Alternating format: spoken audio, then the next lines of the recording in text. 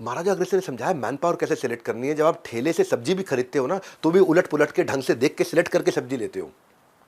कभी भी इन्वेस्ट करने से पहले आप इन्वेस्टिगेट करते हो। तो कहानी ऐसी है कि महाराजा अग्रसेन का राज्य बहुत अच्छा चल रहा था और अड़ोसी पड़ोसी इनसे परेशान हो गए। ये अभी चालू किया और इतना तेज ग्रो कर गए। इनका कंपाउंडेड एनुअल ग्रोथ रेट देखो, हर साल हर साल हर साल महाराजा अग्रसेन की टीम आगे बढ़ रही है। तो एक पड़ोसी राज्य का राजा था ना, वो उसने षड्यंत्र करके इनके राज्य में घरों के अंदर आग लगवा दी। बहुत नुकसान हुआ। अब महाराजा अग्रसेन के इलाके में बहुत लोग मारे गए, बहुत लोगों को नुकसान हुआ। तो चाइना की तरह, जैसे चाइना करता है ना, वैसे ही किया इन्होंने भी। पड़ोसी राज्य ने क्या किया कि पहले तो जी तंग कर दो, परेशान कर दो, आग लगा दो, फिर आ जाओ जी, हम तो सांत्वना देने आए हैं, कोई दिक्कत हो तो बताओ, हम मदद कर दें। हम अपने कारीगर भेज देते हैं यहाँ पे, कोई काम कराने में रुक रहा हो, आपको दिक्कत आ रही हो। तो जिसने आग लगाई वो खुद ही आ गया। उसकी मंशा ये थी कि मैं अपने कुछ बुद्धिमान लोगों को भेज के इनकी स्ट्रैटेजी समझूं, महाराजा अग्रसेन इतना तेज ग्रो कैसे किए। अब महाराजा अग्रसेन को ना उसका प्रस्ताव में कुछ दाल में काला लग रहा था। मालूम तो था नहीं कि इसी ने कराया है, लेकिन फिर भी नुकसान इतना हो चुका था, व्यापारियों को हर दिन लॉस हो रहा था। बेमन से उन्होंने इसका प्रस्ताव स्वीकार कर लिया। पड़ोसी राज्य के कारीगर आए, वो कारीगर एक्चुअली थे ही नहीं, वो तो स्ट्रैटेजी सीखने आए थे, तो यहाँ कोई काम ही ना करे। थोड़े दिन में महाराजा अग्रसेन समझ गए कि भाई ये कुछ काम वाम करने के मूड में नहीं है, लफड़ा कुछ और ही है।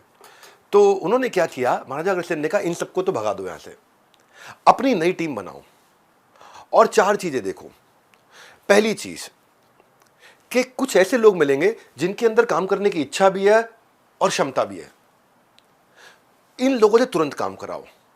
दूसरी चीज, कुछ ऐसे लोग मिलेंगे जिनके अंदर काम करने की इच्छा है लेकिन क्षमता नहीं है, इनको अपन डेवलप कर देंगे, है ना, सिखा देंगे इनको। तीसरी चीज, कुछ ऐसे होंगे जिनमें क्षमता है पर इच्छा नहीं है, इनको एनकरेज करेंगे हम। और कुछ ऐसे हैं जिनके पास ना इच्छा ना क्षमता, इनको हटा दो यहां से, इनसे काम नहीं कराएंगे। इसको बोलते हैं स्किल विल मैट्रिक्स। स्किल का मतलब है कार्य कुशलता, विल मतलब इच्छा शक्ति। काम करना आता है और काम करना भाता है। जब इन दोनों का कॉम्बिनेशन बन जाता है, महाराजा अग्रसेन बोले बहुत बहुत बहुत पैसा आता है। और सरप्राइज ये हुआ कि ऐसा एक भी आदमी नहीं मिला जिसके अंदर ना इच्छा है ना क्षमता है, क्योंकि लोग खुद ही काम करने आना चाहते थे, तो उनका कमिटमेंट लेवल भी था। और वो इतने कमिटेड थे, सभी लोगों को उनके कार्य क्षमता और इच्छा के हिसाब से उनको कार्य दिया। इसको बोलते हैं स्किल विल मैट्रिक्स।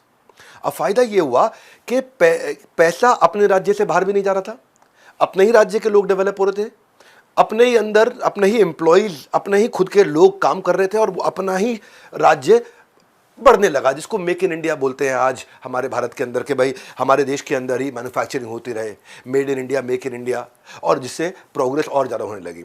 इसके बाद इन्होंने देखा कि कुछ लोग ज़्यादा प्रॉस्पर कर रहे हैं और उनको कैपिटल की ज़रूरत है, तो उन्होंने टैक्सेस जनरेट करके कैपिटल इन्वेस्ट करना शुरू किया। जैसे स्टार्टअप्स में कई देश इन्वेस्ट करते हैं, स्टार्टअप स्कीम जैसे इजराइल की हैं, अगर आप में दम है तो देश ही आपको पैसा दे देगा, गवर्नमेंट आपको पैसा दे देगी। तो इनकी गवर्नमेंट थी, इन्होंने कई बिजनेसेस में पैसा देना शुरू कर दिया।